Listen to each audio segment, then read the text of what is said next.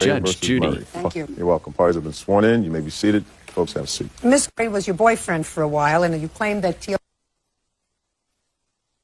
owes you some money for a cell phone and for a small loan that you made to him to cover a car purchase from your brother. Yes, Judge. Okay. Mr. Murray says, A, he paid his cell phone bill. B, he paid your brother for the car. He owes you nothing, and you're just irritated with him because it's over, right? For the most part, yes, ma'am. Good. I'm glad you tell me where I'm wrong in a second. Mr. Murray, how long were you and Miss Gray a couple? Maybe 3 months total. And you met her? How? Through a mutual friend. Were you working at the time? Yes, sir. Yes, ma'am. What were you doing? I work at a car audio shop in Baltimore, Maryland. For how long? I had just moved into Maryland probably a month prior to meeting Miss Gray. Do you have family there? Yes, ma'am. My sister. Were you living with your sister? Yes, ma'am. When you came and moved in with your sister, did you have any money? No, ma'am. Miss Gray says that she was really paying for most of the entertainment. Is that about right? I wouldn't necessarily agree with that, no, ma'am. It was kind of a mutual thing. How come you got into a predicament with Miss Gray where she was sort of fronting for this cell phone? Well, I was trying to get a phone turned on in my name, and my credit in the past has been a little bad, but... Why? I was incarcerated at one time, and a few things got took from me while I was incarcerated, so therefore I couldn't pay for them while I was locked up. So when I got out, they were still weighing on me, so I moved here. So you moved kind of here, start over, correct. You moved here after being released from prison? Yes, ma'am. You moved to Maryland? Yes, ma'am. So did you ask Miss Gray to turn on telephone for you? We were in the mall looking for a phone. They gave me a high deposit. She was like, well, look, if you promise to pay for the phone, I'll turn it on in my name, so you don't have a deposit. So that's what we did. And went from there. Well, that was nice of her. Yeah, you could say that. I did. Okay. When was the phone turned on? The exact date. When was the phone turned on, Miss Gray? Do you know? Around August, I believe. September. September. And when did the two of you end your relationship? Right after that, actually, in the end of September. Can I see the bills on it, please? Yes. I actually have 3 bills. The first bill he did pay on, which is the $327. $327? Yes. Mm-hmm. I have all the... Shh. I'd like to see all the backups, please. Mr. Murray, who are all these people? Mr. Murray, the first bill which she said you paid was $327.41. How many free minutes? You have 1,000 free minutes and unlimited on the weekends. Who did you call? Friends from Florida and business associates, pretty much. What business do you have that requires you to make these kind of calls during business hours? Mr. Murray. Any kind of phone calls. I Mr. use Murray, my phone. Judge, if you look at most of the calls, they weren't done on work hours. They were done after work hours. Most of the calls weren't business associates. His business associates were through his work, not calling them Just directly. I know it's very nice that you'd like to speak, but I would like to hear him tell me $327 is a lot of phone calls. You have to talk nonstop. Right. I like my phone. I enjoy talking on the phone. The first bill is that one. That's the one that I received, and it was paid, no problem. Right, that's what she said. Then we have one for September. Never saw that bill. Well, it's a good thing because you probably would have fainted, sir. It's for $787.78. I almost fainted on the first one, but I paid it. Well, here, take a look at the second one. Here's the backup. Here, take this. Perfect. If I would have received this, there's a possibility that it could have been paid. I paid the first one. I paid the first one with no problem. Never saw this bill. If I can't see a bill, I can't pay a bill. Could you step up here, please? Tell me your name. Miss Walter, you let your brother live with you? My husband and my 2 children. Does your husband work? Yes, ma'am. Do you work? No, ma'am. What kind of work does your husband do? He paints cars for a living. Live in a house or an apartment? House. Your brother have his own room? Yes. Yes, ma'am. He's still living with you now? No, ma'am. He's out on his own now. When he was living with you for a few months, how much rent was he giving you? At the time, we did not charge him. Because you were really being very nice and you wanted him to get on his feet. We wanted him to get on his feet. While he was living with you and you were trying to help him get on his feet and not charging him any money, he was on the telephone, charging up $787.78 worth of phone calls. Now, you think that your family could have been helped if he said to you, listen, I'm staying here. I want to be able to give you some sort of assistance. I want to give you $500 a month. That would have been nice, right? Right. Mr. Murray, you didn't learn anything in jail, sir. You may sit down now. Now, the final bill was really for shut-off, because you shut off the phone, which is another couple of $100. Mm-hmm. Is that right? Yes, Judge. Okie dokie. Now let's talk about the part of the lawsuit that talks about the loan that you allegedly made to him. You needed a car. Her brother had a car. According to her, and you acknowledge that you purchased a car from her brother. Correct. Stand up. Brother. Last name? Gray.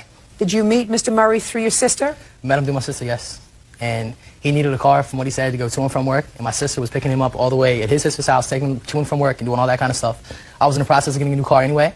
Sold him my car. I think I quoted him $1,200 for the car. And then he was planning to go on vacation. He's going on vacation where? Going on vacation with my sister. Where were you going? We were going to Myrtle Beach, South Carolina. How are you getting there? My mom actually paid for everything, the room, the board, everything. Paid for most So of the meals. that's why I let him slide on owe me $200. So my mom, thinking that he would help pay for everything because he was on a vacation. My mom didn't even want him to go on vacation. Then when he came back, he told me, I'll pay you by Sunday. Then Sunday went past. I'm asking Ashley, where's the money at? She's not giving me an answer, so I'm calling him. I'm asking him, where's my $200? I don't understand. Well, this happened at work, and I didn't get paid this week because they took money out of my check for this or for that. Then he kept prolonging the What date. did they take money out of your check for? No, they told me they were going to pay me for the week that I was gone, and when I got back, they didn't pay me for the week that I was gone. So they deducted that from your salary. Correct. For you because Actually, they... Judge. Shut! Let me do this my way, will you please? So far, you're not doing badly. Let me do it my way. Judge Judy continues in a moment. He acknowledged... Ex-boyfriend James Murray owes for a car loan.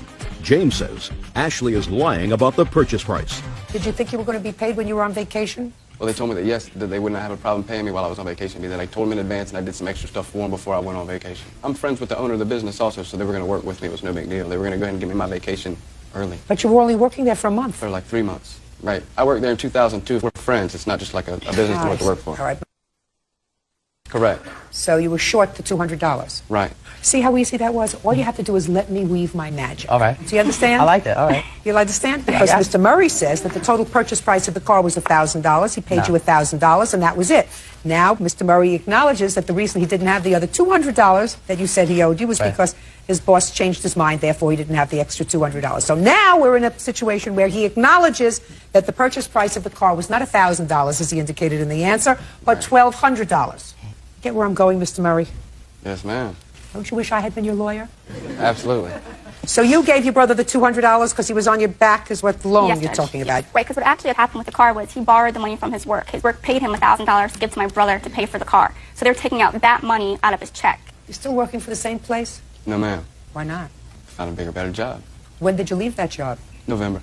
She says that your job advanced you the $1,000 for the car. Is that right? No. They volunteered to buy the car so that I could get back and forth to work due to the But fact they knew my family. then There you was no stopped but. working for them, There Mr. was- Murray. There was no but. They told me that I have to, even when I left there now, there's no question of the car. Follow what I'm saying to you, Follow sir. you. You follow what I'm saying, madam? Yeah. Yeah, follow what I'm saying. He has a really nice boss, people he knows, nice people. They say, you need a car, so we'll front you the $1,000 or whatever you need for the car. He gets the $1,000, he gets the car, and then he leaves the job because he got a better job. You're a real prince. Judgment for the plaintiff in the amount of $1,187. Thank you very much. Listen to me. You look like a nice girl. You look like a smart girl. You sound like a reasonable girl. You got to pick them better. I understand. Thank you. Got it? Thank you, that's all. All right, excuse me. You may step out. After the incident happened, Mrs. Elliott, step forward. Gracie Reyna is suing the mother of her son's former friend, Carrie Elliott, for the cost of a Sony PSP. Gracie claims Carrie's son, 15-year-old Matthew, borrowed the game and never returned it. Miss Reyna, it is your claim that your son, this young man, I'm sure, loaned the defendant's son, this young man, I'm sure, some video game equipment, I don't know what it is, something that you had purchased for him, and that this young man either lost it or it was stolen, and you want Mrs. Elliott to replace it because it's her responsibility since he is underage. A big boy, but underage. You don't know anything about this, only what your sons have told you. Is that right? Correct. Is that right? Yes. So why don't you have a seat and exchange places with your sons? What's your first name? Daniel Ortiz. Daniel. Yours? Matt. Can you see? Yeah. Is this your father? Yeah. Yes. Try yes. Yes. Does your father tell you to cut your bangs? Nope. Your mother? No. I mean, can you read okay with those things? Yeah. What do you see? Reminds me of one of those dogs. What? Reminds me of one of those dogs. Wouldn't be in my house. You know, you go to sleep one night, wake up in the morning, voila, I can see your eyes. Not giving you any suggestions or anything, just if you'll hardly know what's going on. Matt, who borrowed this equipment? Toward the end of September, Tell me about it. we were in the cafeteria and we had it out watching movies. What was it? What kind of equipment was it? Just PSP, and I don't know what PSP is. it's a handheld game like PlayStation 2 kind of. What were you doing bringing that to school, Daniel? Keep myself active. I have open period. I mean, wouldn't it be your time be better spent during open period if you were, I don't know, studying chemistry or reading over your history notes? See what happens with the hair down your ear? You go like this, you get a tick. I'm telling you, Matt. Seen a lot of people grow up like that with ticks because they've been trying to get the hair out of their eyes. How did you go home with it? He let me borrow it. For What the did you day. say to him? I said, okay, I'll borrow it. That's not... Matt, He didn't say to you, would you like to borrow my game? And you said, okay, I'll borrow it. You said, can I borrow it? I was playing it and the bell rang to go to class, and he's like, well, you could just take it home and play with it for the rest of the day and stuff.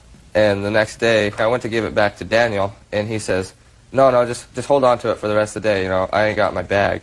So I was like, no, I got a game to go to. I got to go to the football game and stuff. And he's like, well, just hold it because I ain't got nowhere to put it. So we played for Columbia High School, but we went to Skyview, so we had no locker rooms and stuff. So we're just supposed to set our stuff inside the locker room of Skyview. And the school is supposed to lock the locker room doors, but I don't think they did. So a bunch of kids went in a locker room and they stole a bunch of other people's iPods and CD players and money out of their wallets, and they urinated all over our bags. And his PSP was in my bag, which I got his PSP stolen out of there, my CD player, and everything out. Is that what happened, Daniel? No. Let me hear. October 15th, I let him borrow it, which is on a Monday. Then around lunchtime, I asked, when are you going to give me it back? He said, Friday. I asked him on Friday, when are you going to give me it back? And he said, well, let me use it a couple more days because I'm going to go hunt with my dad over the weekend. And I said, okay. Did you go hunting with your son in October? Not on the 15th. I don't care on the 15th or any day. I said, did you go hunting with your son in October? Yes. Go ahead. So I let him borrow it, and he wasn't on school on Monday, which is the following week.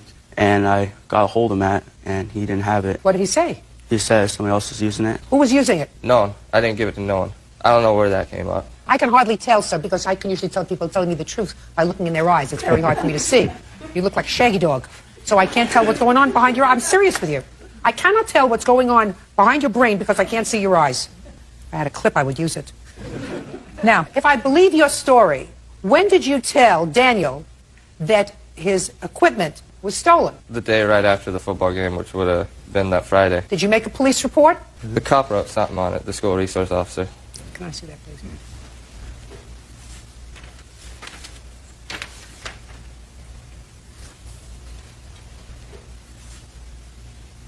Well, first of all, Daniel, this report is written in September, not October. So you are mistaken with regard to the month. Do you understand? Yes. How good a friend were you to Matt? Pretty good. May I say something? Sure. Daniel tries to buy his friends with gifts. He gives them presents to hang out with him. Miss Elliott, you're not helping your son. Well, I'm going to tell you why you're... Because your son already told me that he borrowed it. Right. So if you're trying to say that this young man needs friends so he buys them, that has absolutely nothing to do with your son. Because your son borrowed this and was supposed to have returned it. Right. And he so it had nothing to shh. So it had nothing to do with him saying, listen, I want you to take the equipment and keep it because I want to buy you friendship. So I don't know what possible relevance it is that you claim that he tries to buy friends. It has nothing to do with this case. Well, if I believe your son, it has nothing to do with this case. Right. So then what do you have to tell me? Well, I also have to tell you that Daniel has a problem with picking up things that don't belong to him. I have 2 other reports from the officer. What does that have to do with this case? Just that he's out of control. What does that have to do with this case? You know, I was sympathetic before you opened your mouth. But after listening to you and making excuses for him, I want to tell you that I'm totally turned off. Totally turned off. Because your son acknowledged that he borrowed it, acknowledged that he didn't return it. Right. For whatever reason. And I don't care if somebody else told him to put his backpack in an unsecured area where there were no lockers. He knew he had a valuable piece of equipment and it was his responsibility to safeguard it. You just made my job much easier. How much did you pay for it? Can I also turn How this much in? did you pay for it? That has the receipt right here. It's from the officer. I'm not interested. The game itself was $249.82, and there's a game with it as well with the receipt. I put in my credit card. I only have to ask you one thing, Mrs. Elliott. Does the report that you have there indicate that Daniel was in any way responsible for the theft or vandalism that occurred at high school? No, it does not. Then your son's responsible. Judgment for the plaintiff in the amount of $307. That's all. What is our excuse? You may step out. I got upset because... And now the next case.